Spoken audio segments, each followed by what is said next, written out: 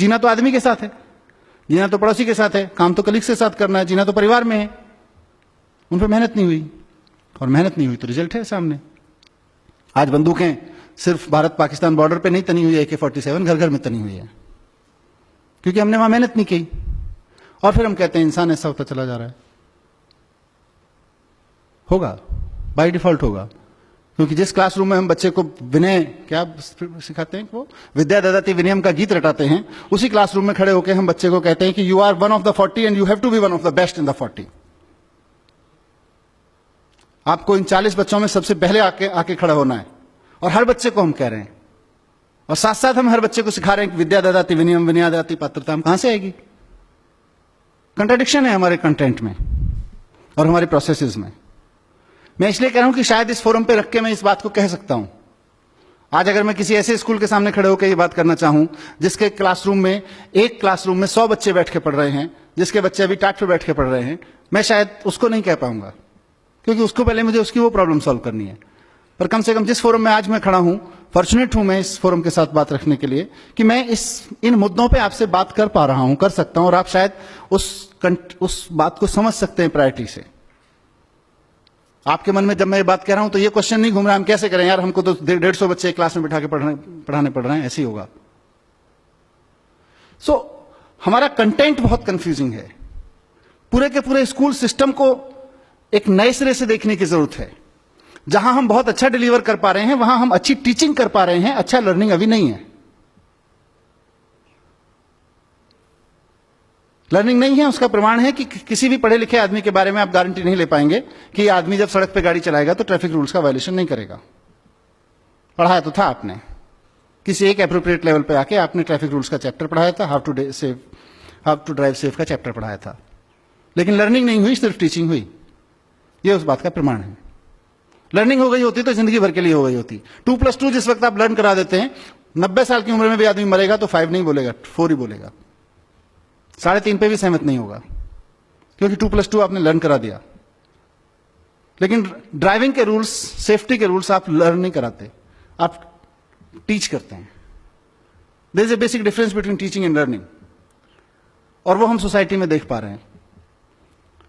Society engineers मांगती है आपसे एक स्कूल के रूप में, आपसे डॉक्टर्स मांगती है, अच्छे अच्छे प्रोफेशनल्स मांगती है, लेकिन वही society, that's why I said, मैं स्वार्थ के तहत आया हूं आपके पास में, ये मेरा स्वार्थ है। जिस सोसाइटी को मैं रिप्रेजेंट कर रहा हूं, मैं एक बहुत छोटे से हिस्से को उसका रिप्रेजेंट कर रहा हूं, लेकिन एक एजुकेटर से, एक प्रिंसिपल से, एक टीचर से, एक मैनेजमेंट ऑफ एजुकेशन से, एक एजुकेशन मिनिस्टर से अगर मैं इस तरफ आके खड़ा हो जाऊं, ये सोसाइटी वो कंटेंट मांग रही है आज कि साहब हमने 2.5 साल का अपना बच्चा आपको दिया, आपको उसको फिजिक्स पढ़ाना है, फिजिक्स पढ़ाइए, केमिस्ट्री पढ़ाना है, केमिस्ट्री पढ़ाइए, लेकिन जब वापस दें तो एक अच्छा स्किल्ड आदमी भी हो, लेकिन एक आदमी भी अच्छा हो।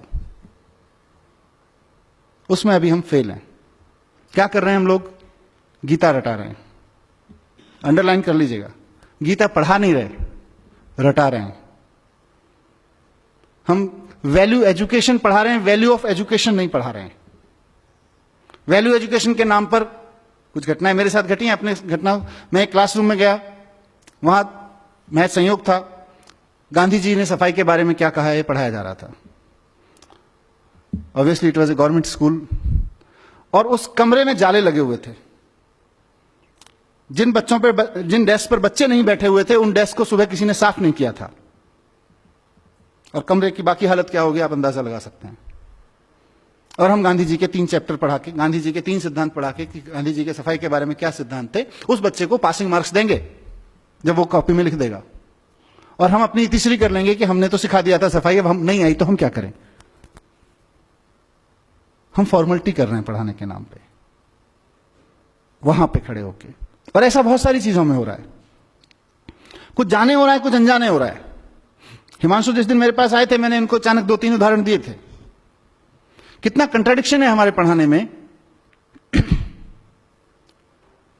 कि हम लोग आप सब लोग पढ़ाते हैं, अगर स्कूल में नहीं पढ़ाते हैं तो बच्चे की जिंदगी में कहीं ना कहीं और से आती है। 360 डिग्री देख सकते हैं। सिंड्रेला की कहानी हम सब लोग पढ़ाते हैं, या सिंड्रेला जैसी कोई और कहानी हम सब लोग पढ़ाते हैं। एक लड़की थी, बहुत खूबसूरत थी, उसका अफेयर था राजकुमार से, या वो राजकुमार को चाहती थी, फिर वो सुंदर नहीं रही किसी कारणवश, उसको कोई श्राप मिल गया, जो भी घटना घटी, दुर्घटना घटी, फिर उसके खराब दिन शुरू हो गए, फिर कुछ अच्छी घटना घटी, वापस उसको सुंदरता मिल गई और वापस उसको राजकुमार मिल गया। यहां कहानी खत्म हो जाती है। हमने अच्छा सोचा होगा कुछ, एक अच्छा वर्ड्स का, अच्छा ग्रामर का, अच्छा क्राफ्ट ऑफ सम, अच्छे राइटअप का क्राफ्ट क्या होता है, एक visualization of in that appropriate age learning पे क्या होता है, उन सब के बारे में सोच के कहानी इंट्रोड्यूस की। लेकिन उस कहानी का अंतर क्या पड़ा, उस कहानी का इंपैक्ट क्या पड़ा बच्चे पे? उस कहानी का बच्चे पे इंपैक्ट पड़ता है कि इस दुनिया में जीने के लिए सबसे पहली जरूरत है सुंदर दिखना, और सुंदर दिखने के लिए भले ही फेयर एंड लवली लगानी पड़े या किसी के ऊपर तेजाब फेंकना पड़े। आप सोच के देखिए कि आप ही के स्कूल में पढ़ने वाली एक सामान्य सी लड़की, जो मे बी कहीं ऐसे इलाके से या ऐसी परिवार से आती होगी जहां नाक नक्श उतने सुंदर नहीं है जिनको हम अभी सुंदरता की परिभाषा में बैठ के उस कहानी में गढ़ते हैं, उस पर क्या बीतती होगी,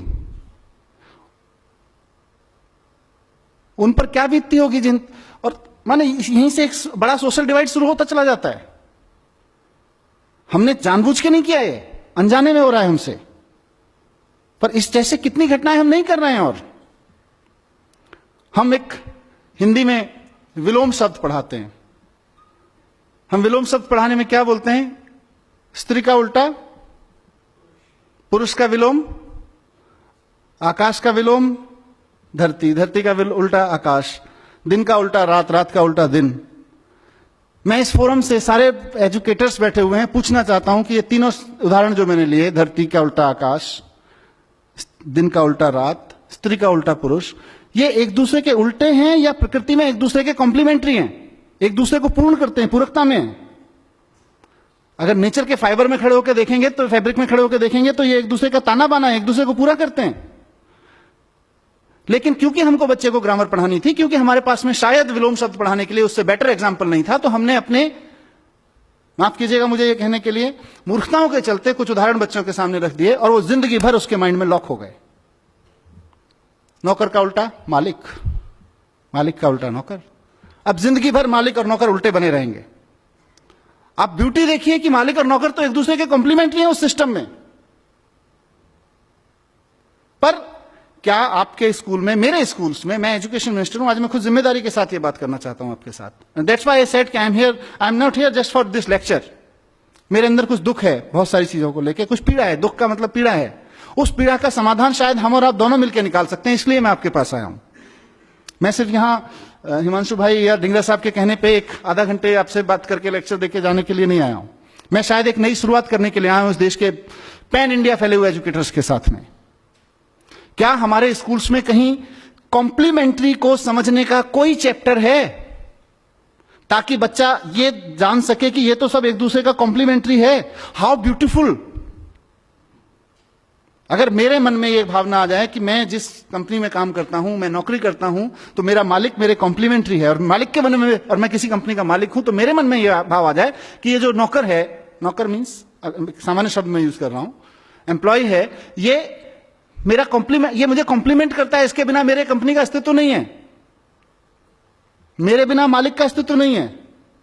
मेरे अंदर एक नई तरह का कॉन्फिडेंस आएगा, एक अलग तरह की एरोगेंस खत्म हो जाएगी, इंटरपर्सनल बिहेवियर चेंज हो जाएंगे, स्त्री और पुरुष के बिहेवियर चेंज हो जाएंगे। जिंदगी भर उल्टा लगा रहता है। उसके बाद जब पत्रकार बनता है, सबसे पहले 12th का रिजल्ट आने के बाद लिखता है लड़कियों ने बाजी मारी। अरे कंपटीशन कराया था क्या लड़के और लड़कियों के बीच में? हम एक अनवांटेड एनिमिटी पैदा कर रहे हैं। कुछ कॉम्प्लीमेंट्री सेंसेस हैं समाज में, सब पूरकता में चल रहा है। प्रकृति में तो बहुत कुछ इतना कॉम्प्लीमेंट्री है एक दूसरे का। मैं इसीलिए कहा कि एक पेरेंट के रूप में मैं देखता हूं। मैं अपने बच्चे के साथ एक दिन मार्केट में जा रहा था। हिमांशु टाइम है थोड़ा सा 10 मिनट। मैं अपने बच्चे के साथ जा रहा था और उसको कहीं, मैं किसी स्कूल को ब्लेम नहीं करता, पर कहीं से आया कि ये सड़क पे बैठे हुए लोग तो I mean they are disgusting. उसने मुझे कुछ ऐसा, he was 6 years old that time, तो he said something, I mean not nasty but something negative about it. मुझे लगा ये क्या हो रहा है। वो किनारे भुट्टा वाला बैठा हुआ था और उसने उसके बारे में कुछ कहा कि ये तो सब एंक्रोच करके बैठ जाते हैं टाइप का कुछ बोला। ठीक है, I am not supporting encroachment, but उस बंदे के प्रति अगर मेरे बेटे के मन में हीन भावना है क्योंकि हम कॉम्प्लीमेंट्री सेंस पे बात नहीं कर रहे हैं। मैंने अपने बेटे से थोड़ी सी एक्सरसाइज की, मैंने उससे पूछा बेटा भुट्टा खाते हो? हाँ जी। कब कब खाते हो? Whenever. Whenever means on what frequency? Almost twice thrice a week, sometimes daily also. भुट्टा कहाँ से मिलता है? फॉर्चुनेटली मैं दिल्ली से 50 किलोमीटर दूर मेरा गांव है, जहां मेरे परिवार के खेत हैं, वहां पे भुट्टा भी होता है। उसको ये पता था भुट्टा तो गांव से मिलता है। तो कब जाते हो गांव? 2-3 महीने में एक बार जाते हैं। तो अगर गांव से ही भुट्टा खाना पड़े तो कितना समय लगेगा भुट्टा मिलने में? कितनी बार भुट्टा खा सकते हो एक साल में? 1 बार, ज्यादा से ज्यादा 2 बार। लेकिन दिन में अगर हफ्ते में 2 बार खा लेते हो तो किसकी वजह से खा लेते हो? ये तो भुट्टे वाले भैया की वजह से खा लेते हैं। इंपॉर्टेंट है ये रिलेशनशिप पहचानना, ये रिलेशनशिप पहचानना इंपॉर्टेंट है। नेचर के, ये तो व्यक्तियों के साथ हमने रिलेशनशिप पहचान, कितना कॉम्प्लीमेंट्री फैब्रिक है, इसको हमने बात नहीं करते हैं। और हमारे पास कोई उदाहरण नहीं है, कोई चैप्टर्स नहीं है, कोई थ्योरीज नहीं है इस सबको बात करने की। नेचर के साथ ताने बाने को पहचानने की थ्योरीज नहीं है। आज हम बड़े शान से कहते हैं पेट्रोल की कीमत 50 रुपए लीटर, 60 रुपए लीटर। ये पेट्रोल कहां से आता है? ये ऐसी चीजें हैं जो मैंने की हैं, बच्चों के साथ डिस्कशंस किए हैं, जिनका जिक्र हिमांशु कर रहे हैं। मैं बच्चों के साथ जाता हूं तो इन सब पे बात करता हूं। पेट्रोल की कीमत 50 रुपए लीटर। पेट्रोल कहां से आता है?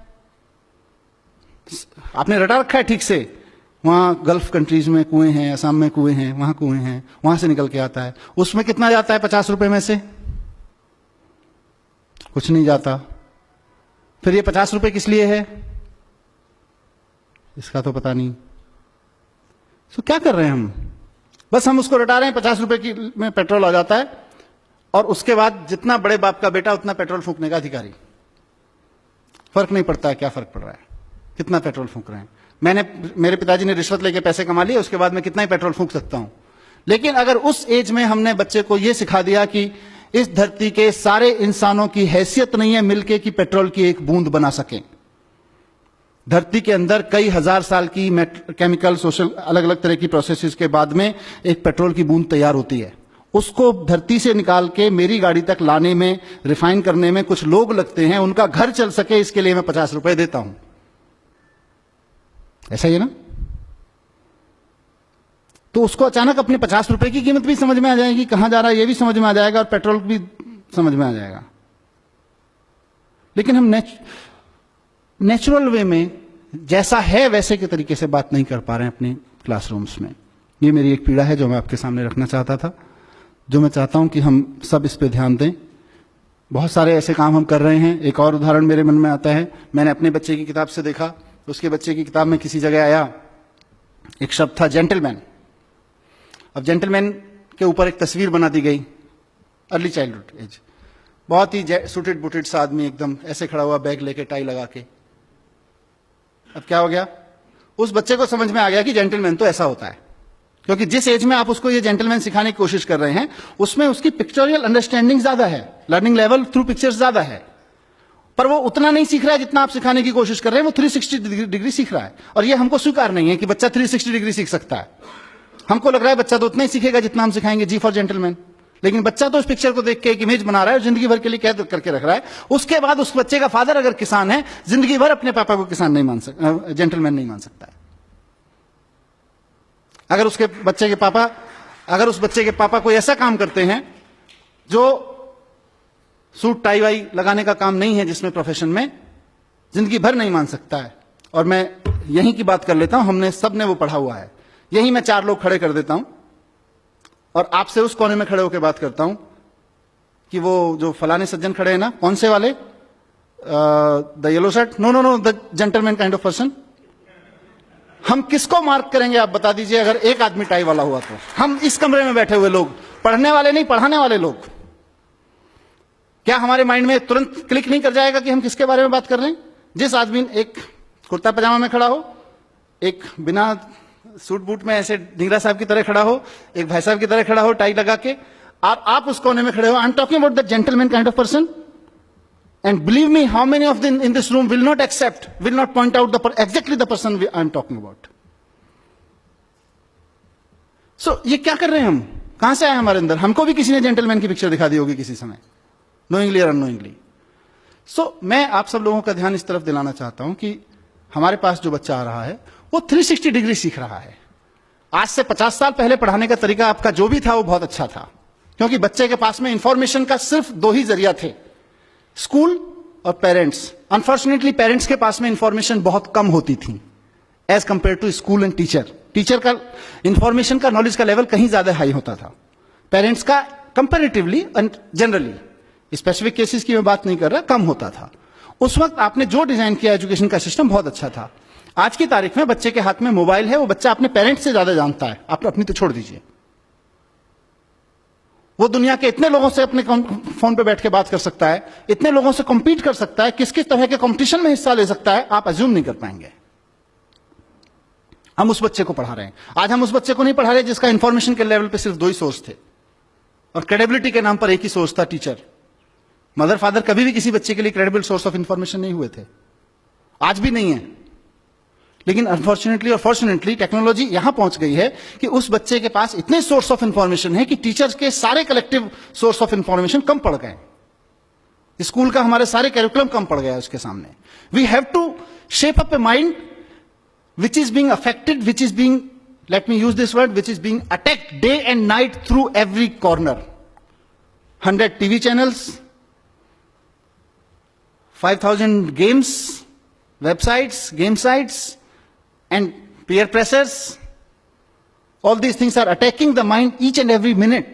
पार्टी में भी जाता है तो वहां एक पीयर प्रेशर होता है, अब हमको उसको हैंडल करना है।